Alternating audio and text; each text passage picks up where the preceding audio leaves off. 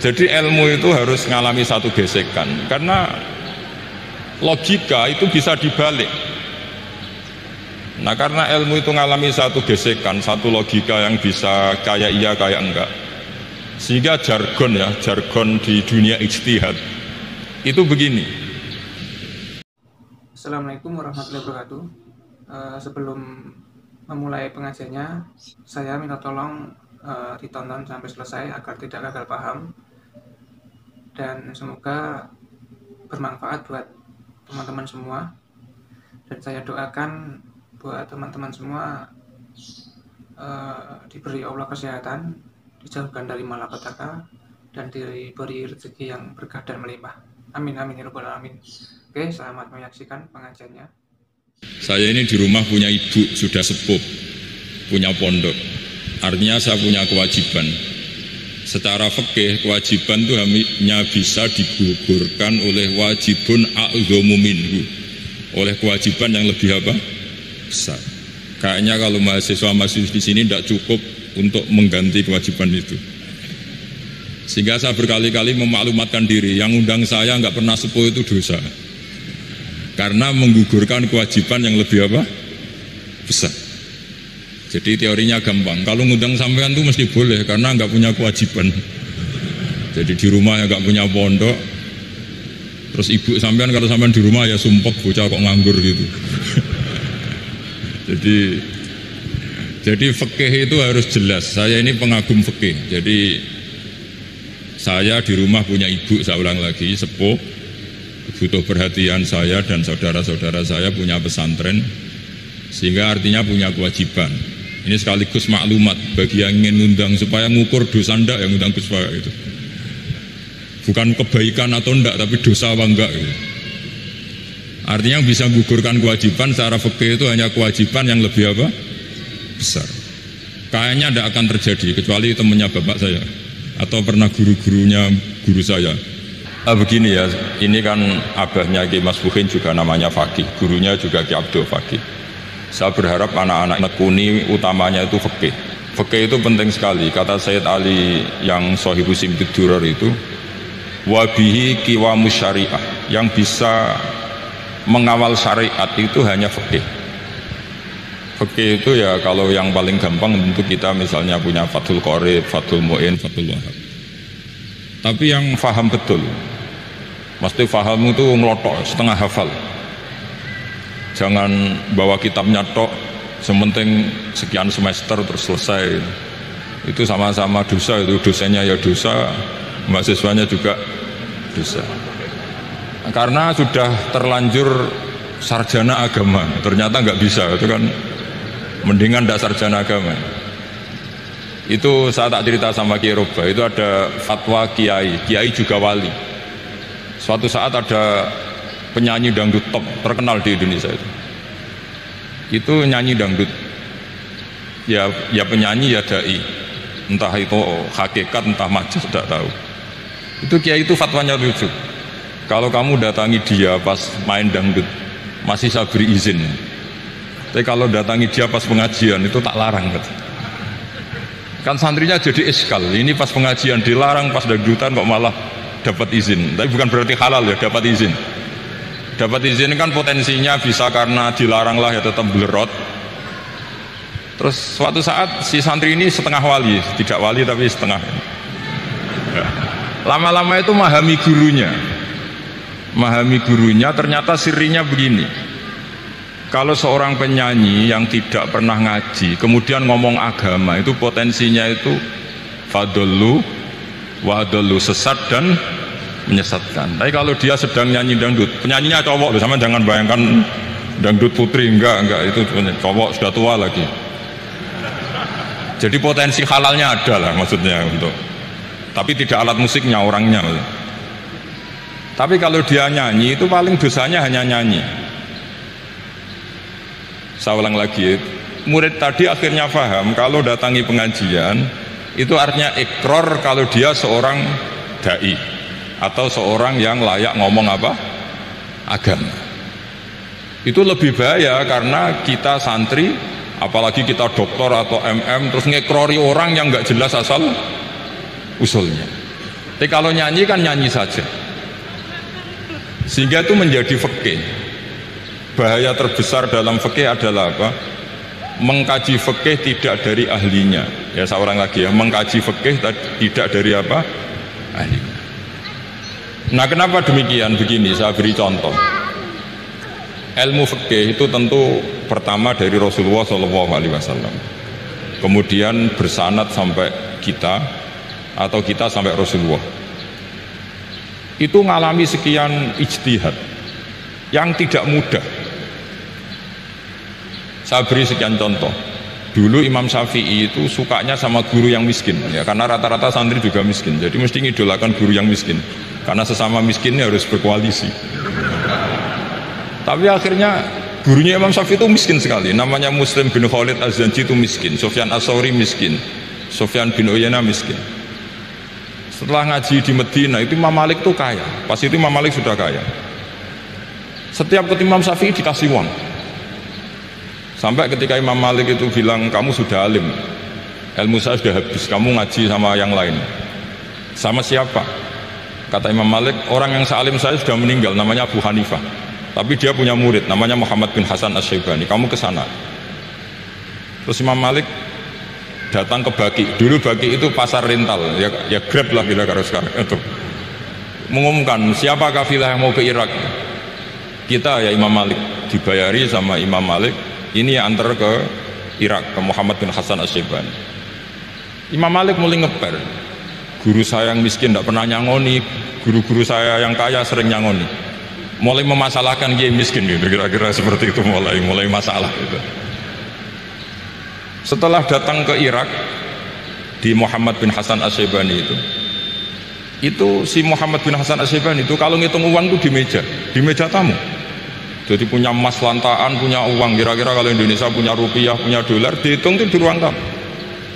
Kata Imam Syafi'i, saya dengan Imam Malik saja enggak serk, ini lebih kedonyan lagi kiai. Ngitung uang itu di ruang tamu. Terus akhirnya si Muhammad bin Hasan Asy-Syaibani ini ahlul usul, dia pakar usul. Kamu heran sama saya? Iya, kiai kok kedonyan? Dia ngomong gitu. Tapi kata Muhammad bin Hasan Asy-Syaibani, kalau kiai tidak boleh kaya, itu tak kayak wong fasik. Ben gue demenan, gue mabuk. Oh jangan, nanti dipakai maksiat. Penjenengan mawon kersane digetoat. Berarti kiai oleh sugih, mun pun angsal-angsal. Semenjak itu jadi satu fikih bagi Imam Syafi'i. Ternyata kalau mengharamkan kiai sugih berarti membolehkan yang fasik sugih. Kalau yang fasik sugih bisa dipakai i'anah alal maksiat. Semenjak itu mindset pikiran Imam Syafi'i rubah. Saking rubahnya sampai beliau berpendapat orang bisa beli Alphard, kok beli carry itu haram. Bisa jadi bupati kayak Pak Roba, kok jadi RT haram. Pokoknya gitu. Bisa keren kayak Gus Bak, kok jadi orang pendengar haram. Pokoknya haram terus. Karena dalil beliau al-Islam ya'lu wala yula'ala. Coba sampean ridho misalnya jadi orang Gresik dipimpin orang yang nggak sholat, ridho ndak? Ndak. Atau sholat tapi nggak bisa ngaji, ridho ndak? Ketika yang bisa ngaji berpotensi jadi bubah, terus keterusan. Karena Imam Syafi'i keterusan, ya umatnya keterusan. Akhirnya orang-orang Syafi'i itu politikus rata-rata. Ya, makanya sampean jangan kaget sama Baruba. Kakak saya wakil bupati dulu. Putranya Mbah Mun ada yang wakil apa? Gubernur. Dulu Gus Wahid yang menteri agama. Itu asal usul dari perubahan fikih, mindset, cara berpikir Imam Syafi'i. Jadi dulu itu fikih ditemukan itu jelimet, ada perdebatan. Itu tidak hanya pada level ulama, pada level Nabi pun ada perdebatan. Jadi jangan kira Nabi itu tidak debat, ya debat. Nabi itu asal seangkatan itu mesti debat, termasuk debat dengan malaikat. Jadi kalau perlu ya debat sama apa? Karena malaikat itu kan lugu itu gak iso mikir. Karena kalau malaikat iso mikir bisa jadi rektor. Nanti kasihan Pak Salam ini. Malaikat gak boleh jadi rektor. Malaikat Israel itu gak tahu etika. Jadi beliau ketika mau mencabut nyawanya Ibrahim datang, ya Ibrahim, saya ini disuruh nyabut nyawa kamu. Kata Ibrahim, wah kamu itu pasti salah. Kamu tahu saya siapa? Saya ini Khalilur Rahman, kekasih Allah. Masa kekasih membunuh yang dikasih? Ini enggak benar, logika itu enggak benar, pasti kamu salah. Karena Israel itu tidak bisa debat. Ketika ditanya, hal ra'aita khalilan yumitu khalilah, masa kekasih membunuh yang dikasih? Saya ini Khalilur Rahman, masa Allah mencintai saya kemudian membunuh saya? Itu logika agak benar. Enggak, keliru, kamu itu keliru. Israel akhirnya terbang lagi. Ya Allah, katanya logika saya ini salah. Karena masa kekasih membunuh yang dikasih? Karena Israel enggak pernah sekolah, enggak pernah sekolah. Enggak bisa dia jawab. Akhirnya diajarin Allah. Dah kamu bilang gini ke Ibrahim, hal ra'aita khalilan yakrahu ayyalqa khalilah, masa kekasih tidak siap ketemu yang dikasih? Dibalik logikanya. Akhirnya datang lagi ke Israel, kata Allah begini, masa jenengan kekasihnya tidak siap ketemu yang kau kasih? Oh ya oke, mati gak apa-apa. Jadi ilmu itu ngalamin perdebatan. Jadi saya datang murni karena Kiai Mas Bukin, bukan karena MC. Itu dosa besar kalau saya datang karena MC. Karena saya punya kewajiban yang lebih besar. Jadi yang bisa mengalahkan adalah a'dzama minhu, yang super besar kira-kira. Karena jelas ada riwayat inna min abaril birri silatar rajuli ahla wuddi abi. Ya, inna min abaril birri silatar rajul ahla wuddi abi. Di antara kebaikan yang sangat baik adalah seseorang menyambung teman bapaknya. Padahal sampean kan nggak mungkin teman bapak saya. Teman saya aja nggak mungkin, nggak level apalagi bapak saya kan. Jadi malah mohal itu. Jadi ilmu itu harus mengalami satu gesekan, karena logika itu bisa dibalik. Nah, karena ilmu itu mengalami satu gesekan, satu logika yang bisa kayak iya kayak enggak. Sehingga jargon di dunia ijtihad itu begini, ra'yuna shawabun yahtamilul khata' wa ra'yuka khata'un yahtamilus shawab. Pendapat saya benar tapi mungkin salah, tapi pendapat kamu taruhannya salah dulu tapi yang mungkin benar. Jadi mustahid, kalau kata mustahid itu lucu ngomongnya itu, ra'yuna shawabun yahtamilul khata', pendapat saya tarifnya benar dulu tapi yang mungkin salah. Kalau pendapat kamu salah tapi ya mungkin benar atau mungkin bisa salah, ya tidak tahu, pokoknya mungkin benar. Nah, kenapa demikian? Begini, di luar masalah tauhid, saya ulang lagi, di luar masalah tauhid itu tentu ada masalah-masalah yang sifatnya ijtihadiyah. Ya, saya ulang lagi, yang sifatnya apa? Ijtihadiyah. Dan ijtihadiyah ini nggak pernah selesai karena muqtadul hal, konteks kesejarahan maupun konteks kesempatan itu tidak sama. Dulu kiai-kiai itu ngaramkan dasi, ngaramkan celana, karena yang celananan, yang dasinan itu penjajah. Jika mantas sabah biqaumin fahuwa minhu. Tapi lama-lama kiai-kiai itu ya pakai dasi, pakai celana. Ya karena dianggap sudah tidak mantas sabah biqaumin fahuwa minhu. Ini ngalami pergeseran. Semua ijtihad itu ngalami pergeseran. Lalu pertanyaannya begini, lalu ijtihad apa Gus yang permanen? Yang permanen itu ya ijtihad dengan alatul ijtihad, dengan alat-alat apa? Ijtihad. Saya beri contoh misalnya begini. Nabi Musa itu yang ngalami ijtihad. Kata beliau karena kangen Allah, itu ingin melihat Allah karena kangen. Rabbi arini anzur ilai. Qala lan tarani walakin anzur ilal jabal. Ya sudah, namanya orang kangen ya ingin melihat, ya sudah gitu aja. Sehingga ahli ilmu kalam itu berdebat. Kalau kata ahli sunnah, karena Nabi Musa minta ingin melihat Allah, berarti melihat Allah itu jaiz, mungkin. Karena Nabi gak boleh bodoh meminta sesuatu yang mohal. Maka antipatinya ahli sunnah terhadap pendapat Mu'tazilah itu antipati. Karena menurut pendapat Mu'tazilah Allah itu qadim, Allah itu laisa kamitslihi syai'un, sehingga gak bisa dilihat.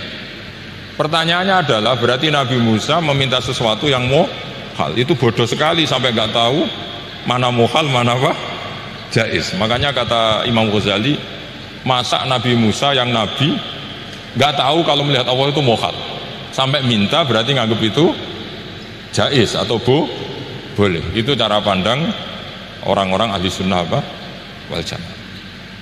Tapi tetap saja sebagian ulama itu ya balelo, yang kayak Mu'tazilah itu ya balelo. Cara berpikir pokoknya itu karena kangen, bukan karena mungkin atau tidak mungkin. Jadi nggak mungkinnya tetap tidak mungkin. Terus mereka dalil la tudrikul absar wa huwa yudrikul absar. Nah, sudut pandang ini akan terus. Ada seorang wali ditanya, kalau kamu di surga ingin melihat Allah apa enggak? Jawabnya enggak. Kenapa aja? Kasihan Allah. Terus kenapa aja? Unazzihu dzalikal jamala an nadhari misli. Saya tidak ridho Allah yang hebat, yang keren, kemudian sing delok di rumah aku wong gresik. Koyok gak ngergani pangeran. Sebenarnya sing delok Allah ben golongane Nabi Muhammad, Nabi Ibrahim, kowe ora usah ngilangi keren maksudnya itu.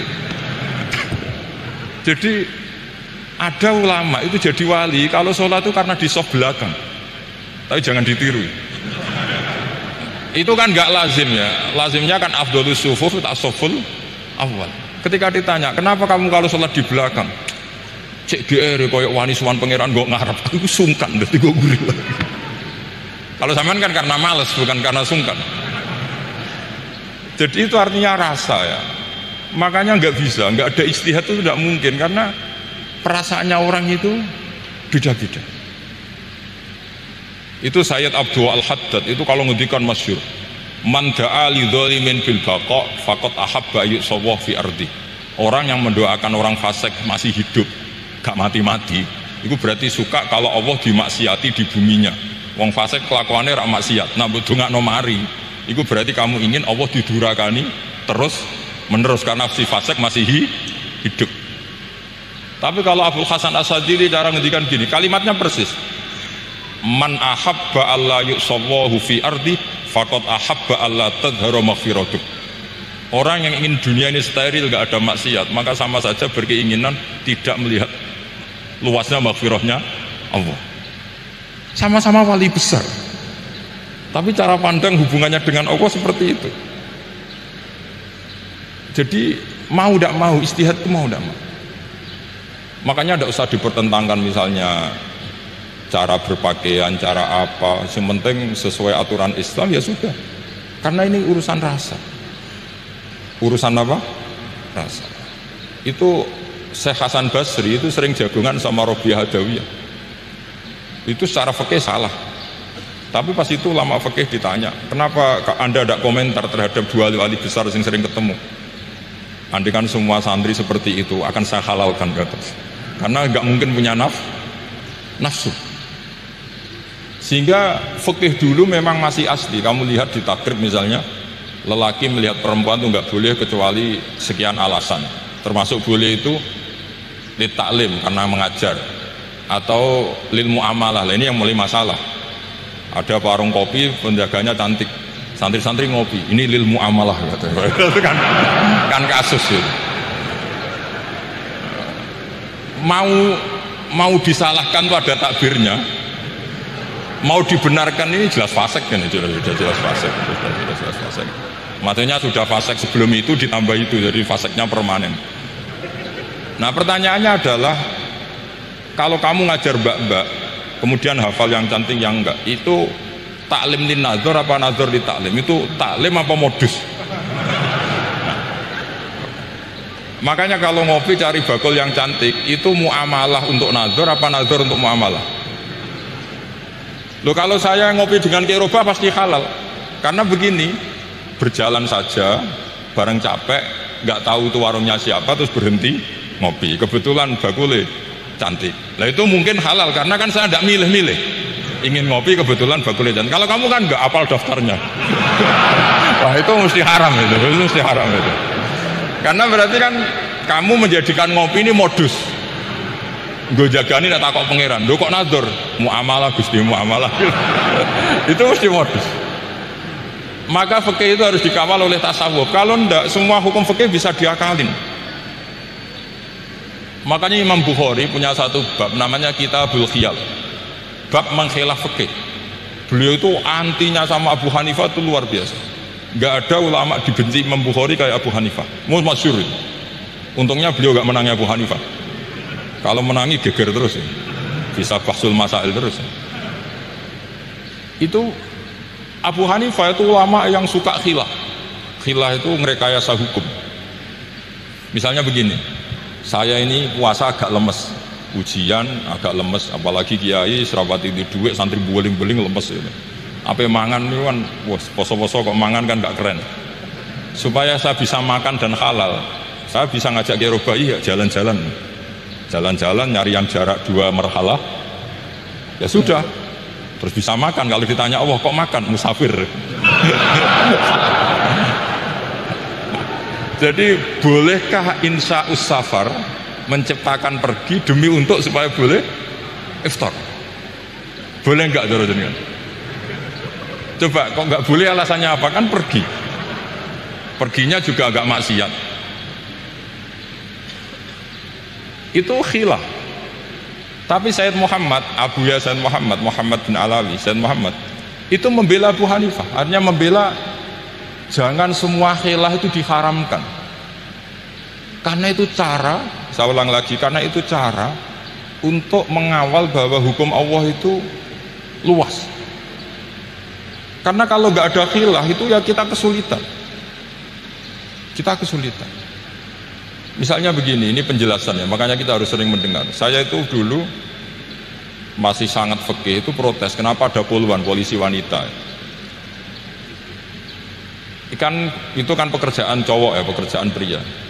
Tapi setelah mendapat penjelasan dari polisi itu alasannya masuk akal. Gus, kadang-kadang orang nakal itu menyembunyikan narkoba itu di alat wanitanya. Itu kalau semua lelaki polisi kayak jenengan itu kan salah itu. Sehingga memang harus ada polisi wanita, karena sebagian pengedar narkoba itu perempuan dan menyembunyikannya di tempat itu. Kalau semua polisi cowok kan nggak kebayang. Sehingga kita akhirnya mendengar membolehkan polisi itu wanita. Ada wilayah yang harus wanita. Begitu juga ada pertanyaan, kenapa sih dokter kandungan itu cowok? Saya punya banyak santri yang muhibin saya itu dokter kandungan. Tak tanya, kamu itu kok cowok kok jadi dokter kandungan? Kan pekerjaannya seperti itu. Dia jawabnya lucu. Dari 10 yang tes jadi dokter kandungan, itu yang cewek itu lulus 2, yang cowok lulus semua. Karena ketika cewek dites melihat ketuban pecah darah itu langsung pingsan. Sehingga yang secara psikologi dablek itu kan memang lelaki. Jadi roh wong nyak sewakit santai. Kadang nggak lahir-lahir dinteni nang jopo rokokane santai. Itu kalau cewek yang jadi dokter kandungan itu nunggu jam 11, jam 4 sudah pingsan. Nah ini cerita, bukan berarti saya menghalalkan, enggak. Kita harus mendengar, saya ulang lagi, kita harus apa? Dan itu setelah mendengar itu nanti jadi disiplin ilmu, yaitu namanya fikih. Saya berkali-kali cerita di mana-mana cerita, fikih itu harus dievaluasi, karena ini masalah furu'iyah. Saya berkali-kali cerita di mana-mana cerita.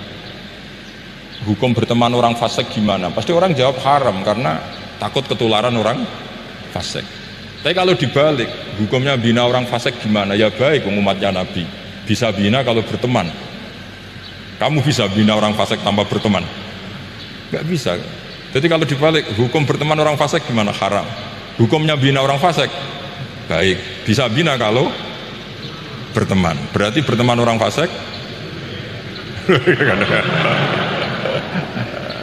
ya terus nanti pada level lapangan sih gampang. Kalau yang soleh membina yang fasik dan yang fasik ketularan yang soleh, maka ternyata baik. Kalau yang soleh ketularan fasik ya berarti ternyata buruk. Tapi kan hukum masa nunggu kenyataan, kan jadi nggak hukum. Di mana-mana hukum itu kan ada asumsi, karena ini masalah ijtihad. Nah itu yang dilakukan para ulama kita. Jadi sampean harus mengkaji fikih secara detail, karena tidak hanya kita yang khilaf. Nabi-nabi juga khilaf dalam menentukan dakwah ilallah. Wali-wali kita kayak Abdul Hasan Asyadili sama Sayyid Abdul Al-Haddad itu juga khilaf. Imam Ghazali ya khilaf. Imam Suyuti itu kalau ketemu Al-Qastolani itu saling nggak nanya, saking nggak cocoknya, masyhur itu. Jadi ulama ora cocok. Bedanya nak saiki perkara partai. Kalau orang dulu enggak, karena pakai asumsi karena memang susah. Ndak misalnya memang tak bedei, tak beri yang di, ndak misalnya ada orang rukuk kemudian ngentut, itu sholatnya batal apa enggak? Ndak, jawab saja. Ndak, orang sholat kemudian pas rukuk kentut atau kelihatan auratnya, sholatnya batal apa enggak? Batal. Lah itu kelirune sampean, itu salah dosennya mesti itu. Pertanyaannya gini, yang dikatakan sholat itu kan aqwalun wa af'alun muftatahatun bitakbir muftatamatun bitaslim. Lalu ketika sampai rukuk apa sudah namanya sholat jika kamu katakan batal? Lu namanya sholat aja belum kok sudah kamu katakan batal itu.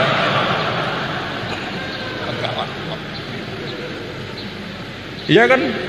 Jadi kalau aku mau sholat pas rukuk ngetut batal atau ora? Mestinya jawaban yang benar, ya ora sholat jadinya gitu. Karena kalau dikatakan sholat definisinya harus sampai salah. Tapi kan kita nggak mungkin ngomong seperti itu, kan dianggap majnun. Padahal itu yang benar, yang punya kecerdasan. Nah makanya pertanyaannya, fikih itu ngikuti bahasa awam apa bahasa istilah? Kalau ngikuti bahasa awam ya kayak tadi, sholat kok pas rukuk kentut maka batal. Sebenarnya yang batal itu sholatnya apa rukuknya? Nah makanya terus jadi perdebatan. Kalau yang pakar-pakar usuli itu salah istilah itu nggak mau. Saya ulang lagi, kalau pakar-pakar usuli itu salah istilah itu nggak mau.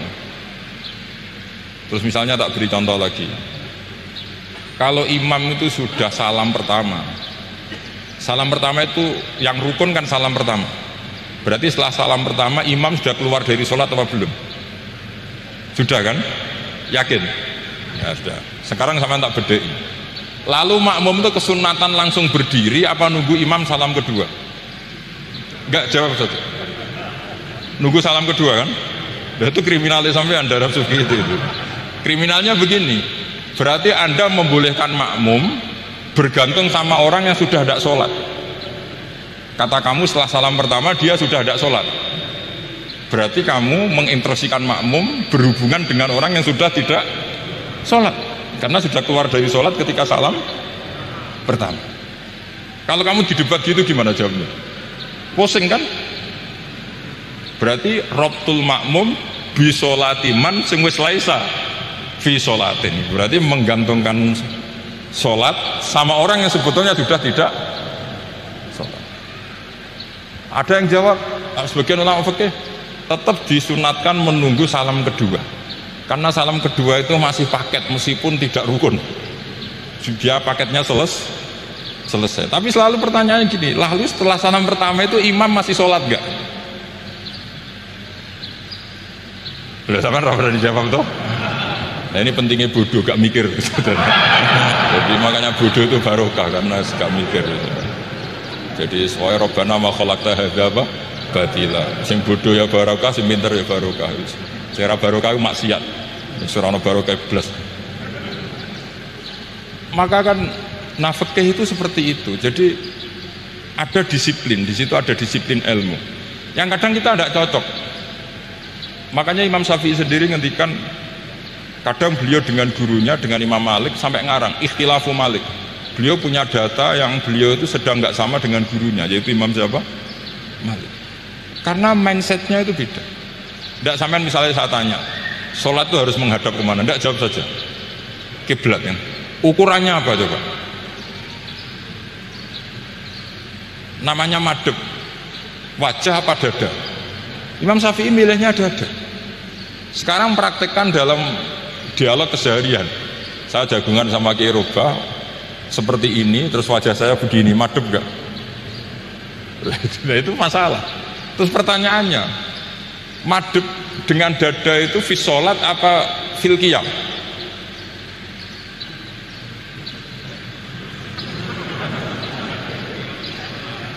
Loh enggak, kalau fi sholat pas sujud dada kamu madhep mana coba?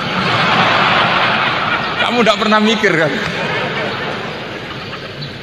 Ya madhep pakai dada itu kan kalau berdiri, kalau rukuk sama sujud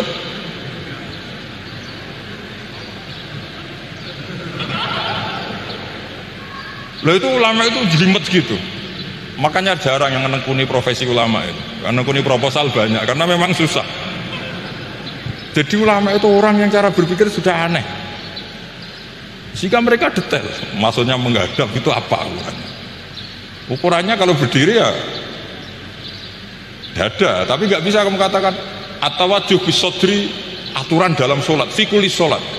Pertanyaannya lah, kalau rukuk sama sujud dadanya menghadap kemana coba? Maka itu ilmu yang sudah jelimet. Nah ulama usul fikih, ulama yang nggak mau salah per detail hukum. Sehingga menurut Imam Rafi'i, misalnya kalau beliau ditanya sujud itu gimana ya, asal watul jabhah ya sujud. Tapi kalau menurut Imam Nawawi harus melibatkan 7 apa? Anggota, yaitu al-jabhah, wal yaden, wal rukbaten, wal qadamain. Oke, Imam Nawawi kita ikuti. Tentu keseharian kita pakai Imam Nawawi, yaitu berdasar hadis umirtu an asjuda ala sab'ati a'dzumin al-jabhah, wal yaden, wal rukbaten, wal qadamain. Berarti berapa? 7. Tapi pernah saya cek di kitab karangannya Imam Syafi'i, ketika beliau ngendikan saya suka kalau orang sujud itu melibatkan 7 anggota berdasar hadis ini. Tapi kata beliau wayahtami itu, dan bisa saja sujud yang watul jabhah itu sudah cukup. Terus kata Imam Syafi'i, limadha, karena Nabi ketika sujud itu hanya ngendikan begini, sajadalaka wajhi wa sam'i wa basori. Gak ada di hadis wayadi, warubati, wakodami. Ya sudah, akhirnya itu sudut pandang. Terus gugatan kedua begini, ada orang muslim yang sujud sama berhala. Untuk menjadi murtad itu harus 7 anggota apa cukup watul jabhah alal ardi? Untuk sah menjadi murtad itu, untuk sah menjadi murtad cukup watul jabhah alal ardi harus 7 anggota.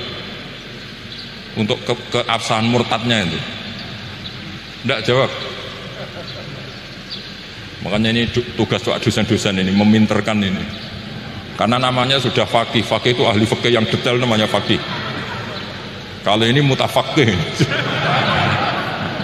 jadi bukan tafakuha tapi tafakuha, kayak tamarodo. Jadi maaf saya potong sedikit ya. Terima kasih yang setia menonton channel ini. Kalau bila video ini bermanfaat, tolong sekali di share kepada kerabat terdekat atau teman-teman, supaya kita bisa menambah wawasan dalam beragama dan bermanfaat bagi kita semua dan keluarga kita. Share video ini ke semua orang yang kiranya membutuhkan cerahan. Oke, selamat melanjutkan pengajiannya. Terima kasih. Jadi ini bukan gojlok, ini memang marah saya ini. Jadi kalau sudah pakai gelar fakih, harus fakih betul. Karena ilmu fikih itu sebetulnya gampang. Sampai kalau ngaji i'anah, itu kelihatan fikih itu gampang karena ada logika yang terbangun. Misalnya begini, orang kalau tawaf itu disuruh agak jauh dari Ka'bah, jangan sampai nginjak sadarwan, karena sadarwan itu pondasi itu ikut Ka'bah. Kenapa begitu? Ya jenenge ra muteri Ka'bah, ide-ide Ka'bah. Jadi sebenarnya sederhana logikanya. Sing jenenge muter itu di luar itu kita muter. Nah kalau nginjak pondasinya namanya gak muteri Ka'bah tapi ide-ide Ka'bah gitu. Ya jadi sederhana, sebetulnya ya masuk akal. Jadi fikih itu nggak ada yang iskal, sebetulnya masuk akal. Tapi karena kita nekuni itu tidak serius, maka terus jadi paradok.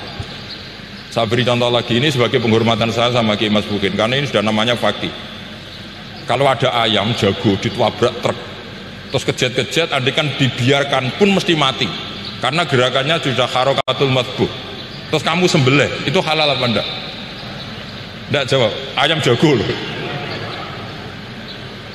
Kalau kamu katakan halal, dia sudah tidak punya hayatun mustaqirrah, kehidupan yang permanen. Andai kan kamu biarkan pun 1 menit lagi meninggal. Kejet-kejet kan mau prosedur saja, maksudnya pantasnya mati yo kejet-kejet sih, tapi sebetulnya sudah pasti mati. Maka ini ada 2 ulama. Kalau kata Imam Malik tetap namanya halal karena ruhnya masih di situ, sehingga ketika kita nyembelih ya nyembelih hewan yang hidup. Yang namanya nyembelih itu pokoknya mematikan yang punya roh. Sementara saat itu rohnya masih di situ, meskipun 1 menit lagi pasti mati.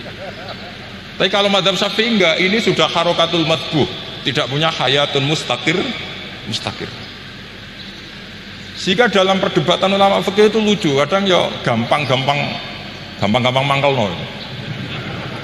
Misalnya begini, kalau ada anak lahir tidak ada amaratul hayat, nggak nangis, nggak bernafas, sunat disolati apa enggak?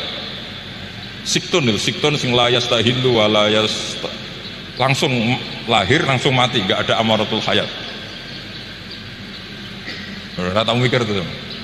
Itu tidak wajib disolati. Alasannya, ya kan memang sholat alal mayit kan tidak pernah hidup. Di mana-mana mayit itu setelah hidup mati. Ini kan tidak pernah hidup. Namanya ya qit'atul lahmin, ya potongan daging itu aja. Jadi kadang fikih diwaca tenan jebule mangkel no. Terus ketika di kitab Minhajut Thalibin itu, kalau kamu keluar mani itu wajib mandi enggak? Wajib kan? Kalau keluar mani inzal itu kan wajib mandi. Nah kenapa nifas atau wiladah keluar bayi, kenapa ibu-ibu kalau keluar bayi wajib mandi? Alasannya lucu, li'annal walad maniyun pun akidun, itu kan wis mani cuma mengkristal. Jadi kadang fikih mangkel apa ya sembrono itu, masuk wajib mandi wiladah itu karena apa? Li'annal walad maniyun munakidun, ini kok mani sing wis mengkristal, mani sing wis jelalatan lah, lahir nuangis macam-macam. Jadi ternyata karena kenapa fikih butuh alasan, nyari hadis tentang keluar anak mandi itu gak ada yang sorry, yang ada adalah tentang inzal, innamal ma' minal, akhirnya dicari-cari ternyata walad itu maniyun munakidun. Lah ini problem fikih. Sampean harus siap dengan pelajaran seperti ini, meskipun sampean mungkin wong priayi, tapi ini ilmu. Ya, saya ulang lagi, ini ilmu. Sehingga ulama itu mau tidak mau harus mau mendengar. Karena logika yang terbangun itu nunggu kalau mendengar kayak tadi. Malaikat Israel baru sadar, masa kekasih bunuh yang dikasih. Masuk akal. Iso mikir juga Israel. Kalau sama sampean sih nggak nerima tetap selonang-selonang, ini masalah Ibrahim Khalilur Rahman. Sehingga kita di alasan fikih itu harus kita dengar. Saya dulu itu, saya sampai sekarang itu sama, kalau bayi lahir masih sudah berbentuk bayi, saya sendiri berpendapat sebaiknya disolatin kalau sudah berbentuk apa? Bayi, meskipun tidak nangis, tidak ada amaratul hayat. Kan yang digugurkan itu wajibnya, bukan masalah boleh dan tidak. Itu banyaklah perdebatan ulama di bab itu. Saya beri contoh lagi perdebatan ulama. Ini contoh-contoh fikih karena ini khusus penghormatan status fakih tadi. Itu kalau ada orang mati, jenazah itu. Jenazah itu kalau sholat, itu kan umumnya jenazah di depan, kita nyolati di belakang. Itu yang mengatakan begitu ya tidak punya alasan, ya taunya mulai dulu begitu, di mana-mana nyolati jenazah, jenazahnya di depan. Tapi di kitab Mahali jelas diterangkan, kata kaul sani tidak wajib. Alasannya ya lucu, fa innal janazah laisat bi imamin. Jenazah itu tidak imam, kenapa harus di depan? Kan kacau kan? Lu coba alasannya di depan apa? Dia ada imam kok. Nah barokahnya fikih itu, sehingga kita melihat di Arab Saudi sekarang itu jenazah kan di belakang, tapi kita tetap nyolati apa? Mayit. Kalau di Arab Saudi musim haji itu jenazahnya di kamar mayit, tapi kita nyolati. Itu satu-satunya takbir ya tadi, fa innal janazah laisat bimanzilatil imam. Tapi jangan praktekkan, nanti ada kepaliran sesat tuh. Saya hanya cerita ilmu, jangan praktekkan. Kalau dipraktekkan masih jadi aliran sesat. Mono jenazah ning mburi mame kok ngarep aliran sesat. Sebetulnya bukan sesat tuh. Uji coba fikih. Ya karena tadi fa innal janazah laisat bimanzilatil. Bukti lagi kalau sampean sholat ghaib.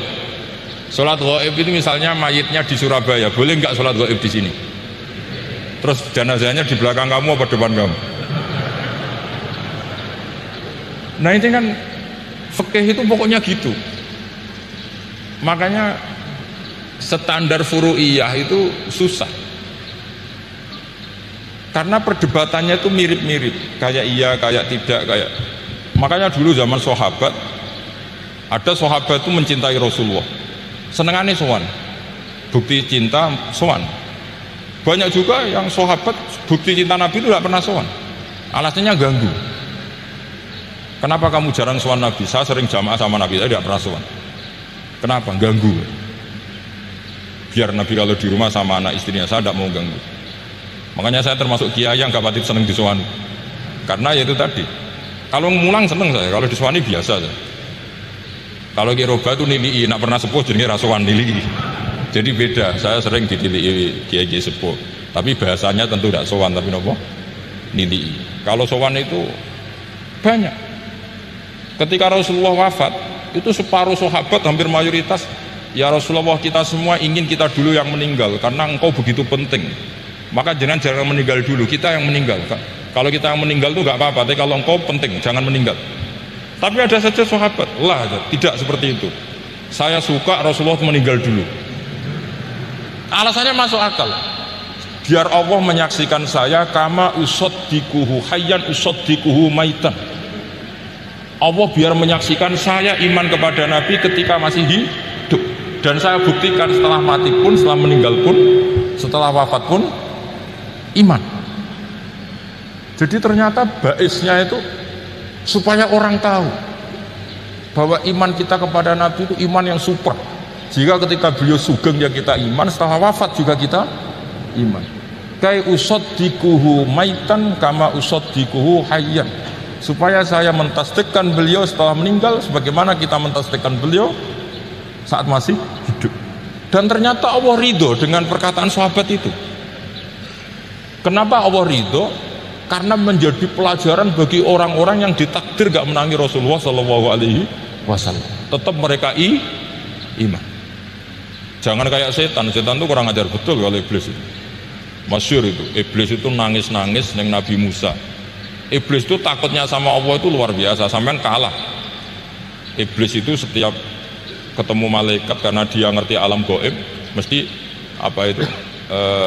Kama sali syaitani isqala lil insani kfur falamma kafara qala inni bari'um minka inni akhafu wa rabbal alamin. Jadi setan iblis itu paling sering bilang inni akhafu wa rabbal alamin, karena iblis itu tahu surga, tahu neraka, tahu kekuasaannya Allah. Jadi takutnya sama Allah luar biasa. Makanya setiap dia mengajarkan kekafiran, setelah orang itu kafir gimana? Inni bari'um minka inni akhafu wa rabbal alamin. Saking takutnya sama Allah, suatu saat iblis ini datangi Nabi Musa. Karena tahu Nabi Musa itu kalimullah, orang yang bisa komunikasi langsung dengan Allah. Ya Musa, ya kalim Allah, saya ini makhluk, saya takutnya sama Allah luar biasa. Tolong rayukan Allah supaya nerima tobat saya. Karena dirayu terus, lama-lama Nabi Musa bilang, oke, tak rayukan Allah. Sama Allah, karena Musa kekasihnya, ya Allah, iblis ini ingin tobat, tolong dikasih hak tobat. Kata Allah, oke, dia bisa tobat asal mau sujud di makamnya Nabi Adam, karena kesalahannya dia gak mau sujud sama Nabi Adam. Semua Nabi Musa karena ada cara untuk iblis menjadi tobat. Dikasih tahu sama Nabi Musa, alhamdulillah kamu diterima tobatnya. Syaratnya apa? Sujud ke kuburannya Nabi Adam. Wah, iblis ya tau aslinya terus. Asjuduhu maitan wa qad la asjuduhu hayyan. Zaman urip aku ora gelem, pomene wis mati. Oh, dasar setan itu. Zaman urip aku ora gelem, wis mati kok kon sujud. Kumat maksudnya terus ya sudah, terus sampai sekarang akhirnya. Kalau sekarang tidak mungkin lagi karena nggak ada Nabi Musa. Jadi ijtihadnya sahabat melihat wafatnya Rasulullah itu beda-beda, dan ternyata semuanya diridhoni Allah. Karena ternyata yang suka Nabi wafat dulu adalah ingin supaya umat Islam tetap mencintai beliau, iman sama beliau, tasdik sama beliau, sebagaimana tasdik zaman sugeng. Makanya kita harus mencintai guru-guru kita. Uhibbuhu maitan kama uhibbuhu hayyan. Saya sampai sekarang itu ya merasa Mbah Mun itu tidak meninggal. Saya masih merasa kalau bapak saya tidak meninggal, karena kita mencintai beliau-beliau ketika hidup dan ketika wafat itu sama. Karena beliau-beliau sama kita juga seperti itu. Rasulullah itu ketika mendekati wafat, ya bahasa halusnya intaqala ila rafiqil a'la. Itu Nabi kalau ngendikan tuh rileks sekali. Hayati khairun lakum wa wafati khairun lakum. Cung aku nak uripku ya apik, engko nak aku wis kapundhut ya apik. Fa amma hayati fali asunna lakum as. Sebagian riwayat fa innakum tuhadditsuna anni wa uhadditsu ankum. Kalau saya masih hidup, saya bisa mengajarkan kamu sunnah, mengajarkan kamu tradisi-tradisi yang benar. Dan ketika aku mati, ketika aku sudah wafat, maka saya jejer Allah, kata Nabi. Saya berdampingan dengan Allah, maksudnya dekat Allah. Tentu bila kaifin walan hisor. Terus sudah fa inna amalakum, amal-amal kamu diperlihatkan ke saya. Berhubung saya sudah dekat Allah, kalau amal kamu baik, saya muji Allah. Kalau amal kamu buruk, saya langsung mintakan ampun kepada Allah. Jadi Nabi rileks sekali. Artinya saya hidup bagus karena bisa mengajarkan kamu as-sunan wasyara'i. Kalau saya wafat karena saya dekat Allah. Kalau kamu baik, saya muji Allah. Kalau kamu buruk, saya mintakan ampun kepada guru-guru kita juga seperti itu. Justru setelah wafat, beliau-beliau punya kesempatan dekat sama Allah, dekat sama al-malail a'la, sehingga mendoakan apa? Nah terus kata Sayyid Muhammad, wala taqulu lima yuqtalu fi sabilillahi amwat. Kamu jangan pernah berkeyakinan atau berpendapat atau berkomentar kalau orang-orang yang mati fi sabilillah adalah berstatus apa? Mati, amwat. Kalah. Terus kata Sayyid Muhammad, hadza li amati syuhada. Ketentuan ini bagi umumnya syuhada. Artinya gini, umumnya syuhada saja tidak berstatus amwat, apalagi hadza Rasulullah sayyidul syuhada, sayyidul anbiya, sayyidul mursalin, tentu tidak pernah berstatus amwat. Ya saya ulang lagi ya, jadi zaman cara berpikir amatu syuhada, syuhada yang umum saja berstatus hidup, tidak boleh distatuskan amwat. Apalagi Rasulullah itu sayyidus syuhada, sayyidul anbiya, maka status beliau pasti hayyun la yamut, pasti beliau itu hidup tidak.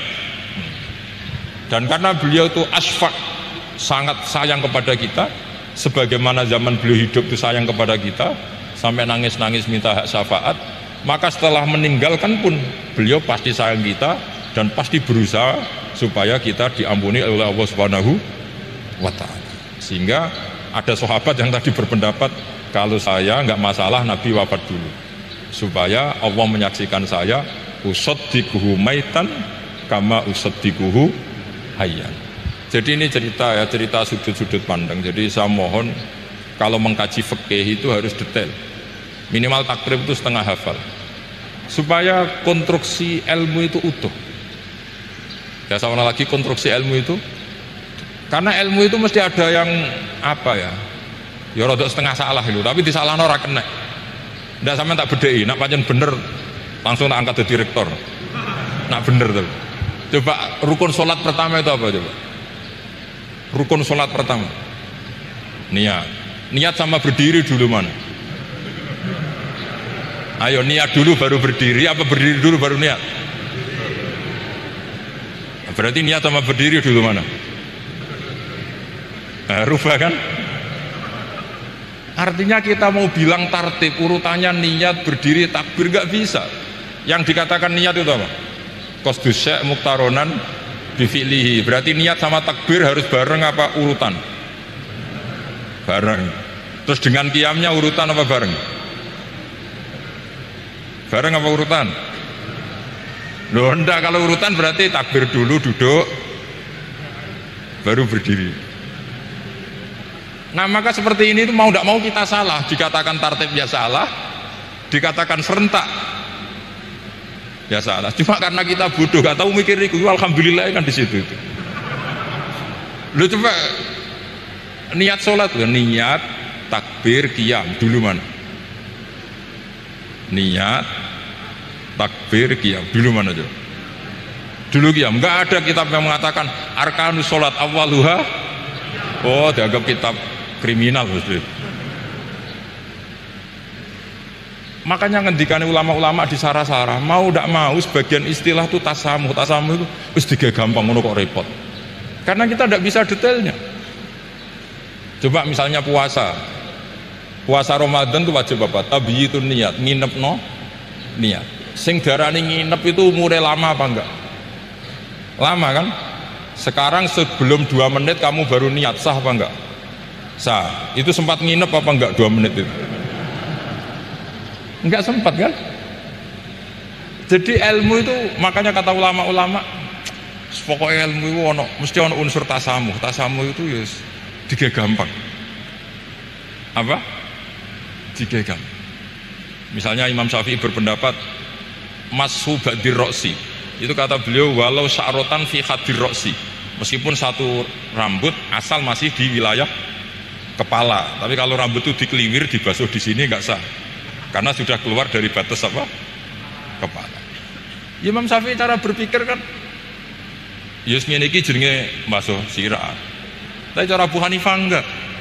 Ya enggak, yang namanya megang kepala itu ya minimal 1/4 lah. Masa gitu dikatakan Lalu ulama usul fikih itu berdebat. Sesuatu itu sesuai masodaknya. Masodak itu yasduku alaihi kada, yaitu ini tadi saya cerita ke Ibu Khin tentang ngaji Jamul Jawame. Ini ilmu yang di Jamul Jawame. Sesuatu itu ukurannya mayasduku alaihi kada apa dengan takrif definisi. Misalnya gini, sholat itu batal dengan makan. Kalau kamu sholat makan batal enggak? Enggak, jawab saja. Batal. Itu satu upo apa satu piring? Enggak, jawab saja. Satu upo sudah batal. Sekarang bab makan di ngurmat tamu. Cung tamuku keimangan. Iku sak upo apa sak piring? Nah ini kan tidak fair, di bab tamu makan satu piring tapi di bab sholat satu upo. Maka pertanyaannya, lalu penamaan sesuatu itu berdasar masodak mayasduku alaihi ismu kadza atau berdasar uruf?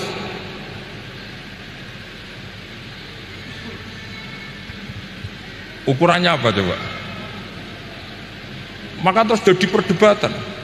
Nah ini di sini ini pentingnya ulama, karena ya sekarang saya bedai sekarang. Cengkeh itu wangi apa enggak? Kategorinya cengkeh. Wangi kan, kalau orang bikin kue tar pasti pakai apa? Cengkeh. Pakai wedang ronde supaya manis, apa wangi dikasih apa? Cengkeh. Nah itu saya berkali-kali cerita, pernah mau dipikirkan orang ihram itu enggak boleh rokok karena dianggap pakai apa? Mewangi, karena ada apa? Cengkeh. Tapi terus didebat, kalau gitu berarti orang Jumatan sunat rokok karena Jumatan disunatkan pakai pewangi. Wah itu kan waktunya tuh, wah iya repot ya. Jadi kalau cengkeh kamu kategorikan pewangen, yang orang ihram nggak boleh rokok karena pakai cengkeh yang wangi, konsekuensinya orang Jumatan sunat rokok karena berarti di masjid pakai apa? Pewangi. Kan sesat semua ya. Jadi itu ilmu. Makanya selain fikih mateng itu ada ilmu yang namanya usul fikih. Usul fikih itu yang neliti itu. Mayasduku alaihi kadza. Jadi yus ngono iku darani ngono. Saurang lagi. Ngono iku wis darani ngono. Ora perlu roh detail. Ya, saya ulang lagi. Wis ora perlu roh detail. Makanya Abu Hanifah itu misalnya basuh wajah. Wis sonder kecelok ngene iki basuh wajah. Nek Imam Syafi'i kan detail. Mimba ini mana bitis syari sampai ila somahe udunehi ila dakon. Terus mana bitis syari Imam Syafi'i nambah apa? Ghaliban. Kenapa ditambah ghaliban? Karena kalau orang budak mana bitis syarinya di sini. Jadi itu fikih. Jadi fikih itu jelimet. Padahal kita ini nggak pernah berpikir secerdas Imam Syafi'i, tapi akhirnya ya mikir juga. Nah, gak ditambah ghaliban, mana bitis syarinya orang budak kan? Sini. Terus sekarang perdebatannya, orang budak basuh maskur roksi di sini sah enggak? Karena tadi itu wajah apa kepala gitu. Kan jadi bingung gitu. Ya makanya ini mukadimah saya supaya sampean lebih disiplin belajar apa? Fikih, dan setidaknya didiskusikan lah kitab-kitab Minhajut Thalibin atau kitab-kitab Mahali, karena di situ nanti ada perdebatan dan perdebatannya itu indah sekali. Kayak tadi ada yang mengatakan jenazah harus di depan, tentu dalam kondisi normal kita ingin jenazah itu di depan, tapi ada kondisi itu tidak normal kayak di Masjid Haram. Lalu solusinya gimana? Ya kita ngikuti kaul Sani, fa innal janazah laisat bimanzilatil imam. Tapi kalau di sini normal ya sudah kita sholat ya normal aja lah. Masa jenazahnya di belakang kamu sholat, nanti jenazahnya iri, sekali-kali di depan aja kok gak boleh gitu. Malah jadi repot nanti. Jadi karena apa ya? Kalau kita mengkaji tidak panjang itu bahaya. Karena ilmu tadi, ilmu itu ada logikanya. Imam Ghazali dalam bab warid sama maurud itu gak setuju sama Imam Syafi'i, dia Maliki. Ya kalau dalam mazhab Syafi'i yang populer kan kalau ada najis airnya sedikit kan dikucurkan supaya al-ma'u itu warid. Kalau warid punya kekuatan menghilangkan, tapi gak boleh najis diletakkan di bejana yang ada airnya namanya maurud. Tapi Imam Ghazali dalam hal itu ngikuti Imam Malik, gak ada bedanya warid sama maurud. Karena logika Imam Ghazali gini, misalnya ini ada najis ya mik ini ada najis di sini, atau sarong lah, contoh paling gampang kan sarong, ini sarong najisnya di sini, kamu kucuri. Ketika kamu kucur, air yang lewat ini kan tidak ada dua kola. Kemudian ketika terkena najis, mutanajis kan? Kalau dia sudah mutanajis, dia punya kekuatan menghilangkan najis apa enggak? Enggak kan, karena dia sendiri berstatus mutanajis. Artinya begini, meskipun ini disorno, itu bukan berarti najis gak campur. Nah terus sampean misalnya bantah, tapi kucurannya wakil, terus nanti semua tersisa hilang. Ya kalau gitu nggak ada masalah kan, pertanyaannya kan karena banyu itu satu ciduk. Sehingga Imam Syafi'i mengatakan, cara berpikir Imam Ghazali, air itu oleh Allah dikatakan mutahhirun, mensucikan. Ya sudah, kalau ada air berarti mensucikan, baik caranya warid maupun maurud. Bukan karena air itu menghilangkan najis, karena tadi logikanya yang sudah kena najis, air ini sudah berstatus mutanajis, berarti pas mulai lewat ke bawah dia statusnya apa? Mutanajis, ke bawah lagi berstatus mutanajis. Misalnya sampean bantah, tapi mutanajis ini kan dihilangkan oleh air di atasnya. Ya kalau ada jaminan air berikutnya bisa menuntaskan. Nah najisin bandel, gandok kan terus panjang perdebatannya. Makanya kata Imam Ghazali, sudah dalam hal itu saya ikut Imam Malik.